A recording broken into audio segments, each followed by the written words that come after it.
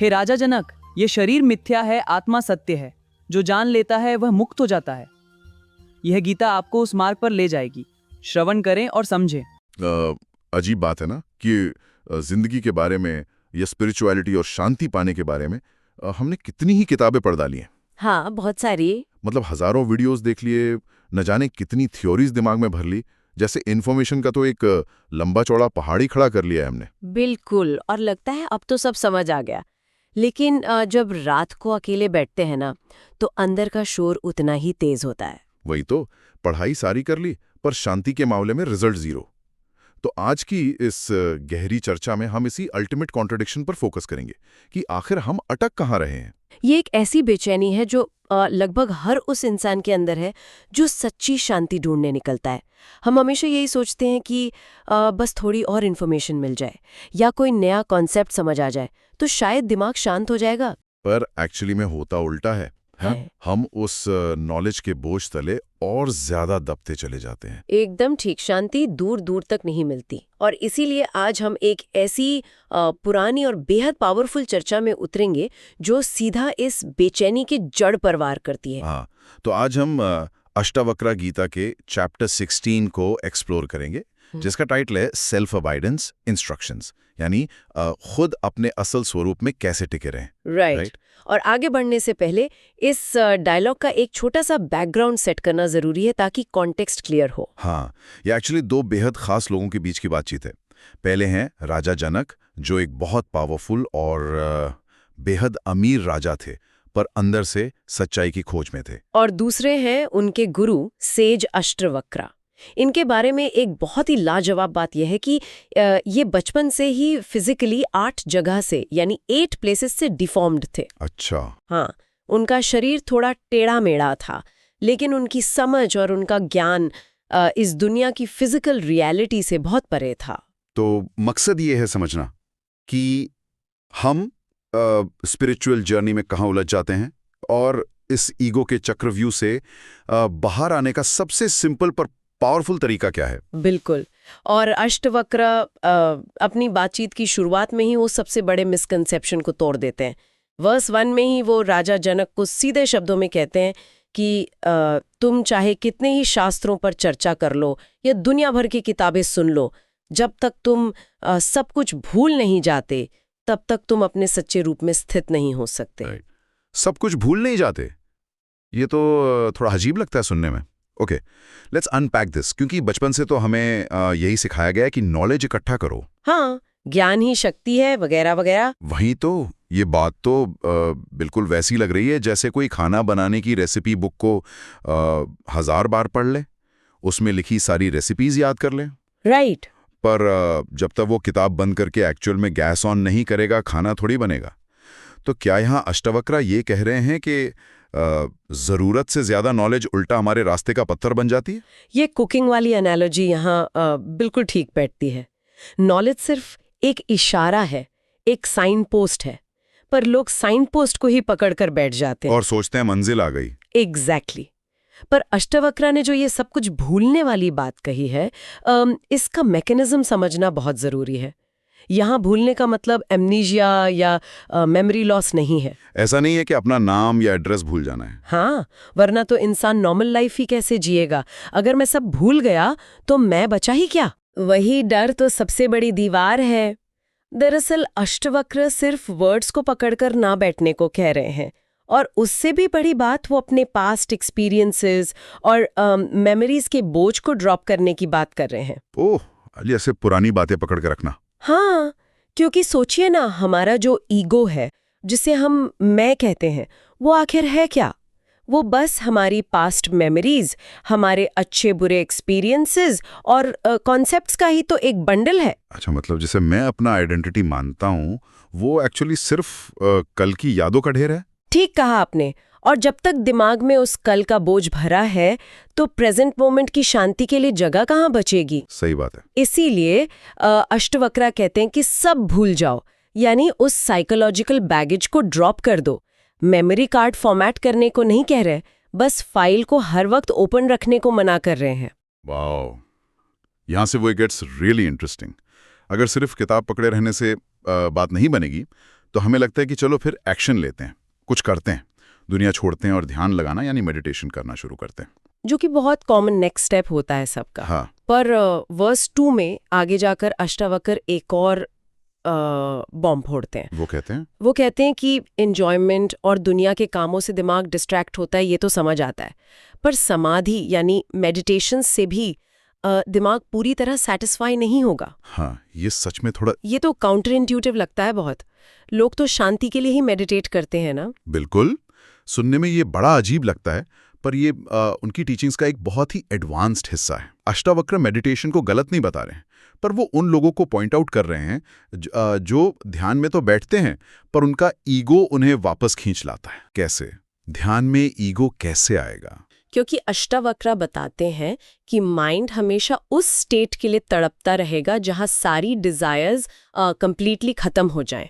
जब हम ध्यान को भी एक टास्क की तरह करते हैं ना कि मुझे पीस अचीव करनी है, मुझे एनलाइटनमेंट चाहिए। समझ गया। तो उसमें भी एक चाहिए जुड़ा हुआ है। एग्जैक्टली, उसमें भी एक डिजायर है।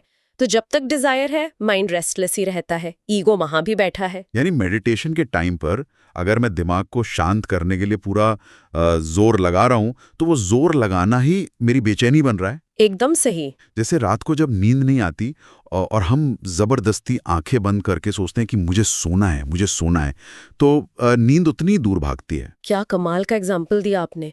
नींद और शांति दोनों जोर लगाने से भागती हैं।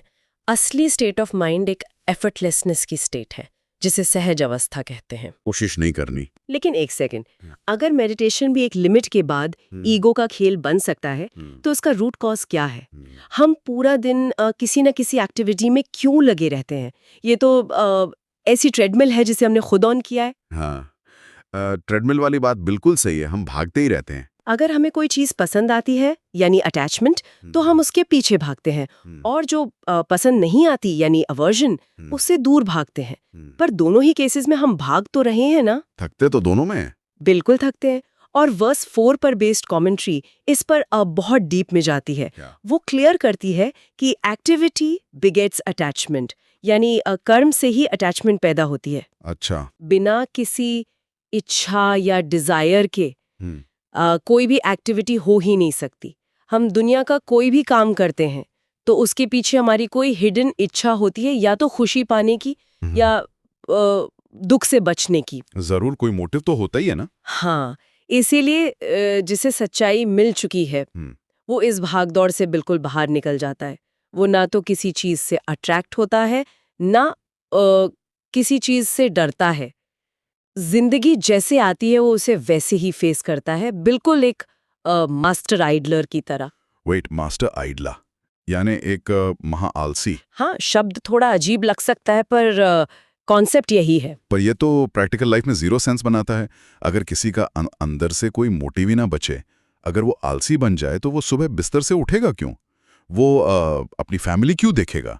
राजा जनक तो खुद एक पूरा किंगडम चला रहे थे ना।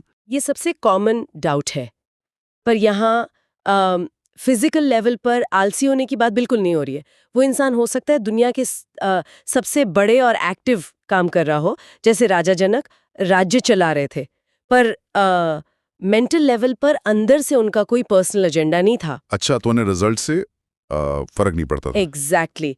जैसे एक सर्जन है, अगर वो ऑपरेशन करते वक्त हर सेकंड ये सोचे कि अगर पेशेंट को कुछ हो गया तो मेरा करियर बर्बाद हो जाएगा, तो उसका हाथ कांपने लगेगा। हाँ, क्योंकि उसका ईगो उस सर्जरी के रिजल्ट से जुड़ गया है। पर अगर वो अंदर से बिल्कुल मास्टर आइडलर बन जाए, बिना किसी पर्सनल मोटिव के सिर्फ अपना प्रेजेंट काम करे, तो उसका एक्शन परफेक्ट होगा। ओ वाओ, ये बहुत क्लियर करता है कॉन्सेप्ट को। जैसे पेरेंट्स भी तो बच्चों की परवरिश करते हैं।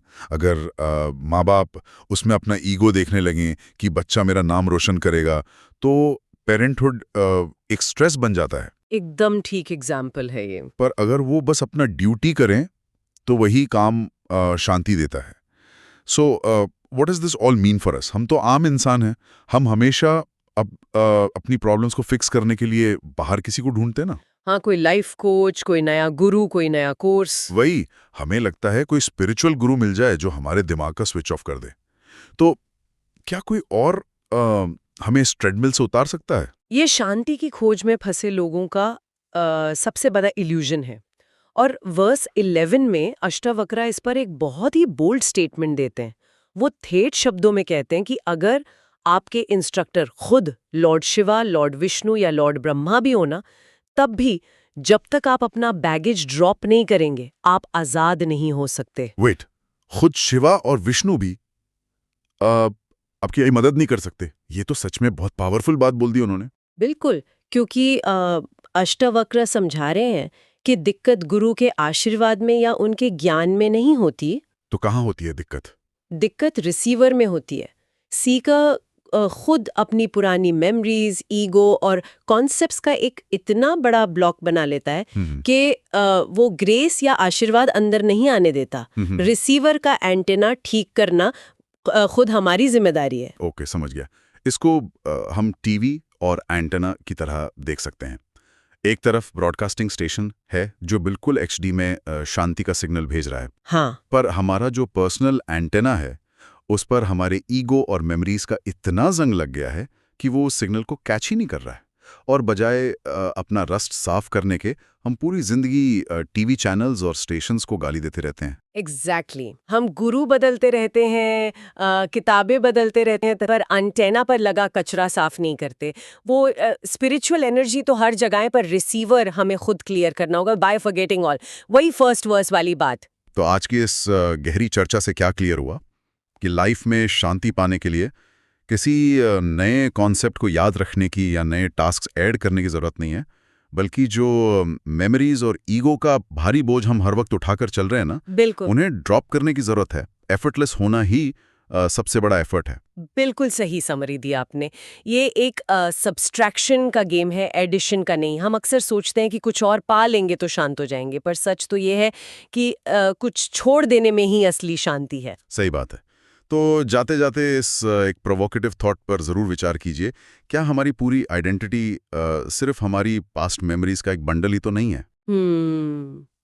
बहुत डीप सवाल है ये। अगर आज रात सोते वक्त कोई हमारी सारी मेमोरीज इरेज कर दे, अब बिल्कुल साफ कर दे सब कुछ, तो कल सुबह हम एक्चुअली में क्या होंगे? वही सारी पहचान खत्म। हाँ, क्या उस बिल्कुल एम्प्टी स्टेट में हम खुद को खो देंगे, डर जाएंगे, या शायद पहली बार हमें सच्ची आज़ादी और शांति का अनुभव होगा?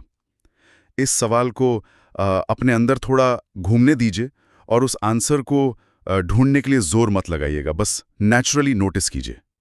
आज की चर्चा के लिए बस इतना ही।